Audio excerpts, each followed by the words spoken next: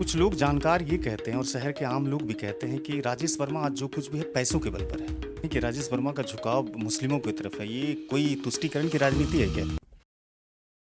नमस्ते, मैं इकरामुल हक हूँ और आप सिटी टाइम्स देख रहे हैं। हमारे अलग अलग प्लेटफॉर्म पर हमारी बातचीत को आप देखते हैं, पसंद करते हैं। इसके लिए हम आपको धन्यवाद देते हैं। और जब बातचीत आप पूरी तरह से देख लेते हैं तो सब्सक्राइब भी करते हैं। इस चीज़ के लिए भी हम आपको धन्यवाद देते हैं। आज हम राजेश वर्मा, शायद इस नाम के आगे और पीछे कोई आइडेंटिटी की ज़रूरत नहीं है। वही राजेश वर्मा जब 2017 में पहली मर्तबा वार्ड पार्षद का चुनाव लड़े और अपने समाजसेवी छवि को एक राजनीतिक रूप में तब्दील किए, तो उससे काफ़ी लोगों को यहाँ पर आशाएं थी। वो कितनी आशाएं पूरी हो पाई? क्या एक संघर्ष का राजेश वर्मा आज ऊंचे मुकाम पर पहुंचकर लोगों की सेवाएं करने में सफल हैं या नहीं है? तमाम मुद्दों पर बातचीत करेंगे राजेश वर्मा साहब से, जो डिप्टी मेयर हैं भागलपुर नगर निगम के। और ऐसी संभावनाएं हैं कि होली के बाद रोस्टर भी तैयार हो जाएंगे। तो तमाम लोग जो पोस्टर लगा रहे हैं उनमें कोई पोस्टर राजेश वर्मा साहब का नहीं दिखाई देता है। आखिर क्या वजह है जो पोस्टर नहीं लगा रहे हैं? हालांकि 2017 में कहीं ना कहीं अपने प्रचार के बल पर ही नगर निगम तक का सफर तय किए, तो ये जानकार कहते हैं। राजेश भाई, सबसे पहले तो आपका स्वागत। बहुत बहुत शुक्रिया आपका, आपके चैनल का, आपके तमाम दर्शकों का। संघर्ष का राजेश वर्मा 2022 में कहाँ पाता है? मुझे लगता है कि हम जैसे नॉन पॉलिटिकल फैमिली से आने वाले लोगों के लिए सबसे पहले राजनीति की जो पहली सीढ़ी होती है वो वार्ड का चुनाव होता है। और वार्ड का चुनाव लड़ने के लगभग 2 साल पूर्व से 2015-2014 में मैंने इंजीनियरिंग कंप्लीट की थी। फिर मैं वापस आ गया था भागलपुर। तो मुझे लगता है कि 14 के बाद 15 और 16, ये 2 साल जो है वो हम लोग शहर में सोशली एक्टिव रहे, लोगों के बीच में रहे। और उस टाइम पे 15 की बात है कि मैंने लोदीपुर, जो भागलपुर विधानसभा नहीं पड़ता, वो नाथनगर विधानसभा पड़ता है जी, वहाँ पर हम लोगों ने, हम कोई कार्यक्रम में गए थे, हमारे एक मित्र हैं जावेद भाई, उनके साथ। और वहाँ हम लोगों ने देखा कि एक महिलाओं का झुंड है जो कि एक चापाकल के ऊपर जो है पानी पी रहा है। मतलब एक बार अगर आपने एक बाल्टी भर ली तो फिर 30-40 लोगों के बाद उसका नम हाँ, तो वो स्थिति देखी तो मुझे लगा कि 4 साल भोपाल को, मध्य प्रदेश को डेवलप होते हुए हमने देखा है, और आज भी बिहार की स्थिति ऐसी है जो कि महिलाओं को जो मूलभूत समस्या है उससे ही निजात नहीं है। तो पहली बोरिंग 2015 में, उस वक्त सोचा भी नहीं था कि राजनीति में या कभी हम लोग इस तरीके की चीज़ों में आएंगे भी।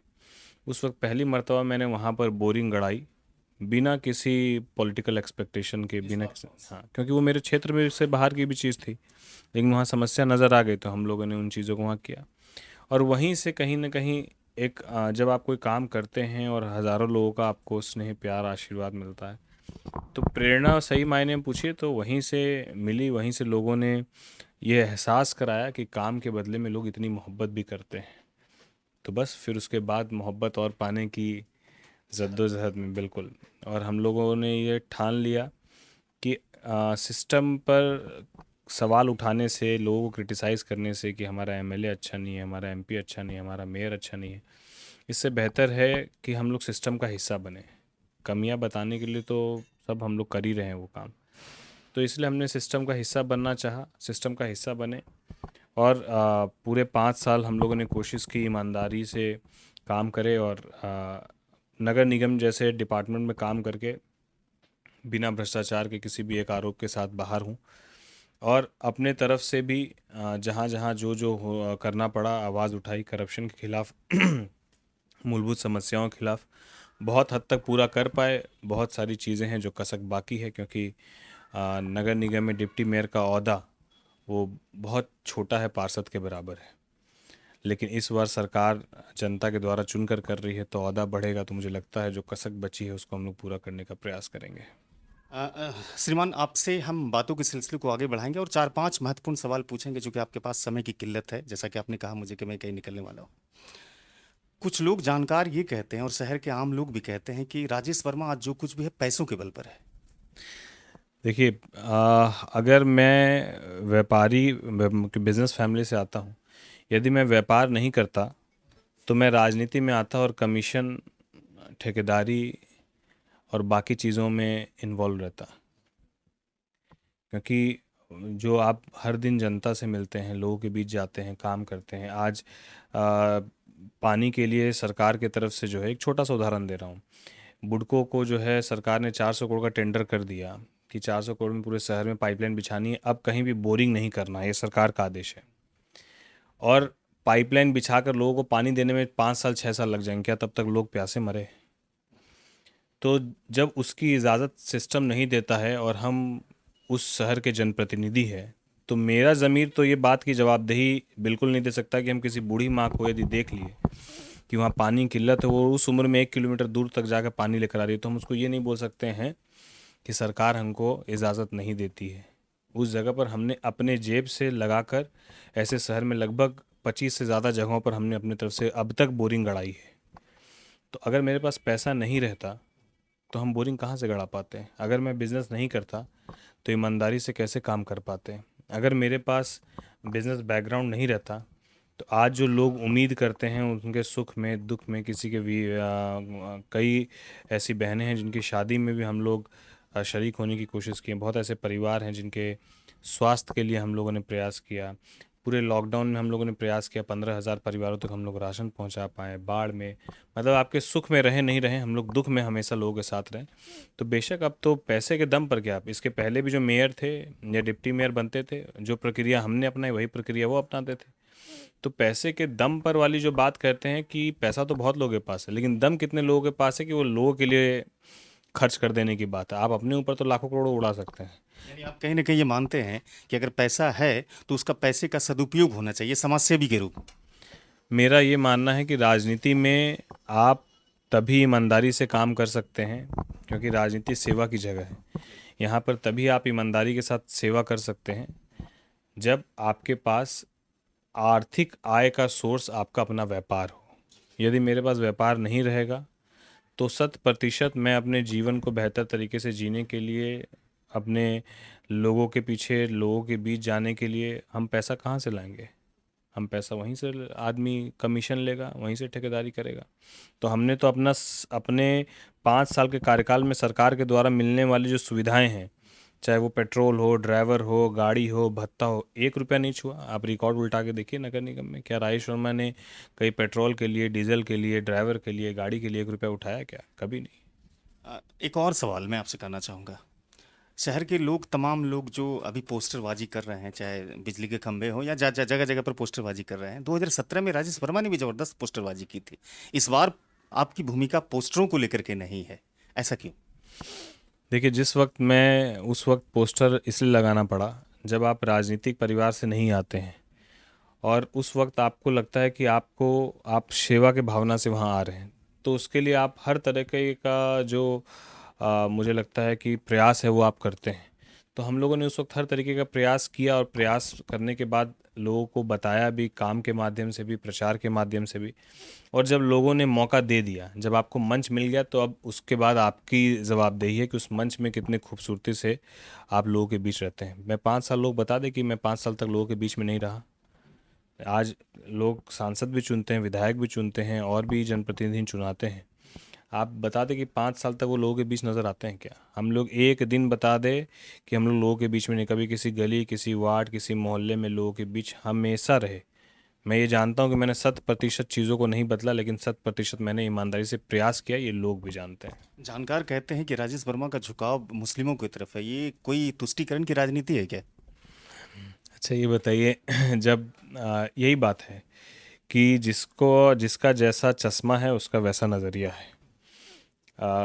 अलग अलग पार्टी की अपनी अपनी एक सोच है। क्योंकि मुस्लिम और वैश्य यहाँ डिसाइडर वोटर है सर। नहीं तो फिर हम वैस्ट के वोटर को क्यों छोड़ेंगे? अगर मुस्लिम और वेस्ट क्योंकि डिसाइडर, मुसलमान आसानी से झुक जाते हैं आपकी तरफ। अगर झुक जाते तो हमको 21,000 वोट नहीं आता, फिर तो हम चुनाव जीत जाते विधानसभा का। देखिए, वही बात है कि जिनको चुनाव सिर्फ लड़ना है और जीतना है, वो हिंदू मुस्लिम करे, वो जात पात धर्म मज़हब की बात करे। ये अगर आपको आप आज मैं डिप्टी मेयर किसी एक समुदाय का थोड़ी हूँ, मैं हिंदू हूँ, इस पर मुझे गर्व है, मैं टीका लगाकर चलता हूँ। मैं चाहे हिंदू एरिया में जाऊं चाहे मुस्लिम एरिया में जाऊं, मैं अपने संस्कार को अपने साथ लेकर कुछ चलता हूं। मुस्लिम के इलाके में जब मैं भ्रमण करता हूँ तो आपकी चर्चाएं होती है, बोलता है कि मैं इस बार उसको मेयर बनाऊंगा, या तो अगर मेयर का सीट अगर आरक्षित रहता है तो डिप्टी मेयर बना दूंगा। लेकिन जानकार ये भी कहते हैं राजेश जी कि इस मर्तबा उसका सफर बहुत ही खतरनाक होने वाला है और बहुत ही जटिल होने वाला है। कैसे भेदिएगा इस पूरे चक्रव्यूह को आप? पहली बात तो ये कि ना हार की चिंता है ना जीत के लिए बहुत उत्साह है।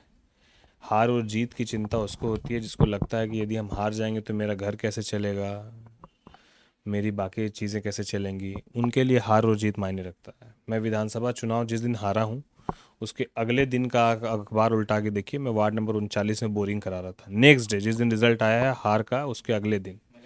हाँ, तो आप इस बात को समझिए, हार और जीत उनके लिए मायने नहीं रखता है जिसकी मंशा सिर्फ और सिर्फ शहर के लोगों के लिए। मैं कभी भी, आप मुझे बहुत कम, रेयर, मैं नेता वाले गेटअप में कम रहना चाहता हूँ, बहुत बहुत बहुत रेयर। उसके पीछे भी एक मेरा उसके पीछे का जो तथ्य है वो ये है कि लोगों के अंदर कुर्ता पजामा वाले को देखकर एक विश्वास उसका कहीं ना कहीं खत्म होता नजर आ रहा है कि जो भी कुर्ता पजामा पहन कर आता है वो झूठा आश्वासन देता है और चला जाता है।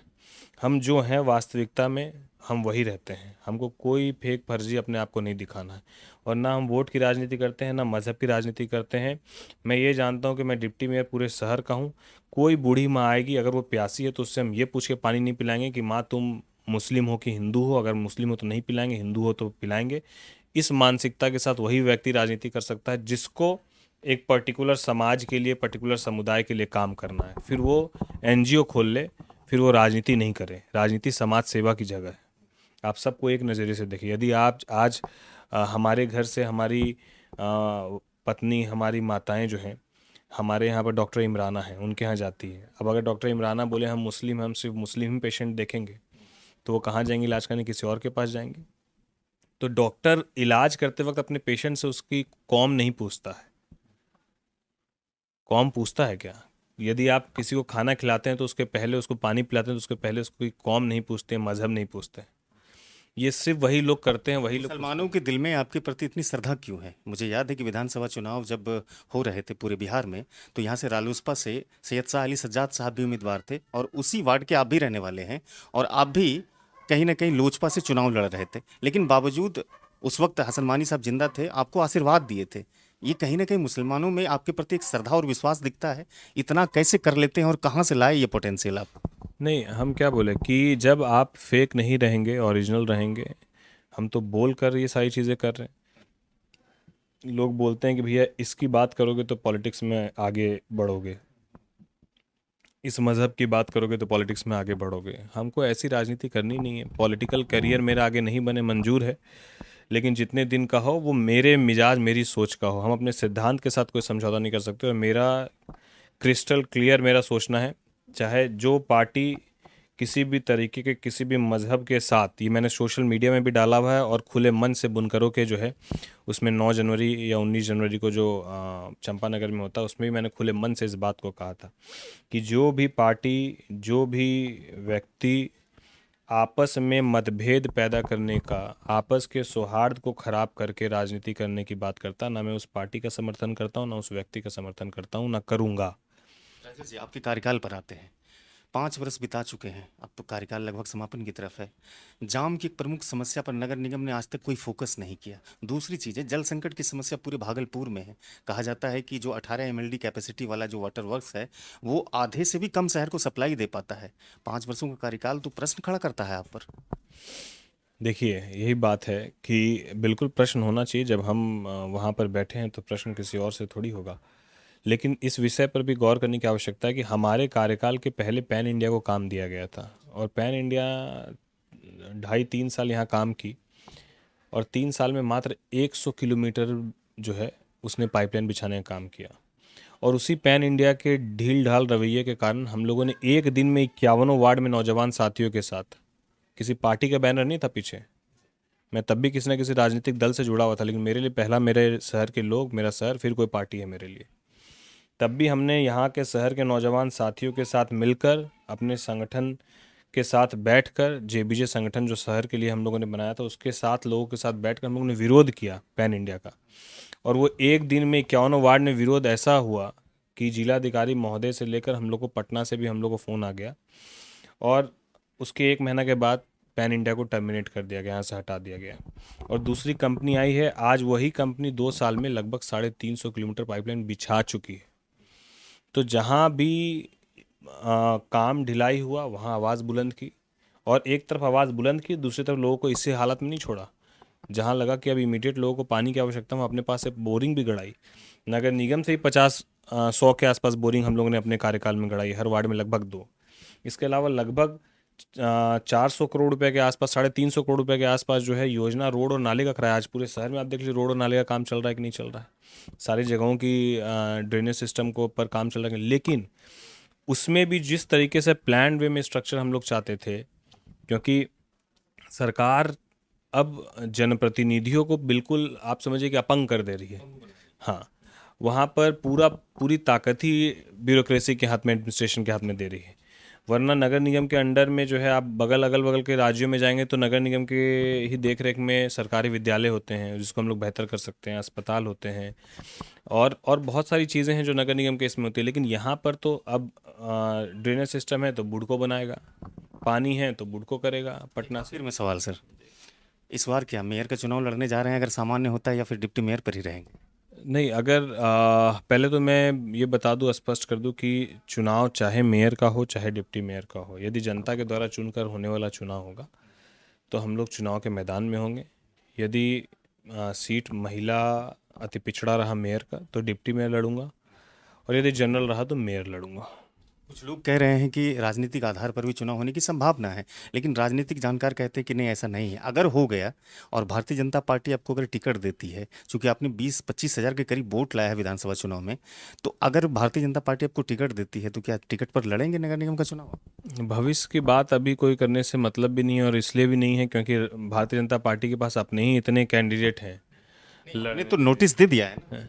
नहीं, हमने नोटिस नहीं दिया, हम तो लोक जनशक्ति पार्टी के सिंबल से लड़े, और हमने प्रयास किया कि हम जो है। सभी राजनीतिक दल जानते हैं इस बात को कि राजेश वर्मा का अपना एक प्रगाढ़ वहां पर पैठ है। नहीं, अगर ऐसा लड़ने की बात होगी तो मेरी पार्टी है ना, हम फिर क्यों दूसरी पार्टी से लड़ेंगे? मेरी पार्टी का तो अभी किसी से अलायंस नहीं, मैं लड़ सकता हूँ फिर से लोक जनशक्ति पार्टी से। लगता है कि एलजेपी सीट निकालने में कामयाब होगी? सीट, वही बात कह रहा हूँ ना कि सीट निकालने में कामयाब होगी कि नहीं होगी उस विषय से ज़्यादा महत्वपूर्ण है आ, कि हम अपना प्रयास 100% लोगों की भावना के साथ रखते हुए करें। हम कभी भी ऐसा काम नहीं करेंगे कि भैया जिससे कोई एक जो है तबका जो है वो हर्ट हो या किसी एक को खुश करना हो, और बाकी अब भविष्य में क्या होगा, किसका किससे अलायंस होगा, कौन किससे, हम और आप कार्यकर्ता लड़ते हैं, ऊपर तो नेता तुरंत गला मिल लेते हैं। तो इसलिए वो भविष्य की चीज़ें हैं, वो उसके बारे में भी कुछ भी बोल पाना बहुत जल्दबाजी होगी। उस टाइम क्या निर्णय आएगा, अभी तक जो निर्णय हमारे पास जानकारी में है उसमें पार्टी बेस पर चुनाव नहीं होगा, जनता के द्वारा चुनकर चुनाव होगा। और मुझे लगता है यही चुनाव सही मायने में जनता को उसका पसंदीदा कैंडिडेट मिलेगा। अभी तक आप सांसद नरेंद्र मोदी को देख के चुनते थे, विधायक नीतीश कुमार या तेजस्वी यादव को देख के चुनते थे, लेकिन परेशानी में जब आप पढ़ते हैं तब ना आपको नरेंद्र मोदी जी का दर्शन होगा, ना आपको नीतीश जी का दर्शन होगा, ना तेजस्वी जी का दर्शन होगा। बातचीत करने के लिए सर बहुत बहुत शुक्रिया, बहुमूल्य समय देने के लिए। बहुत शुक्रिया, बहुत तो शुक्रिया। ये भागलपुर नगर निगम के डिप्टी मेयर राजेश वर्मा जी थे, और जो कहते हैं, इनके विरोधी अक्सर ये चर्चाएं करते हैं कि पैसे के बल पर जो कुछ भी है आज पैसे के बल पर, उनको जवाब देते हैं कि व्यापार करना कहीं ये नहीं है कि हम पैसों का दुरुपयोग करते हैं। अगर हमारे पास कुछ पैसा है तो हम कहीं ना कहीं समाज के लोगों के हित में ही काम करते हैं। तमाम तरह की गतिविधियों को आपने सुना है।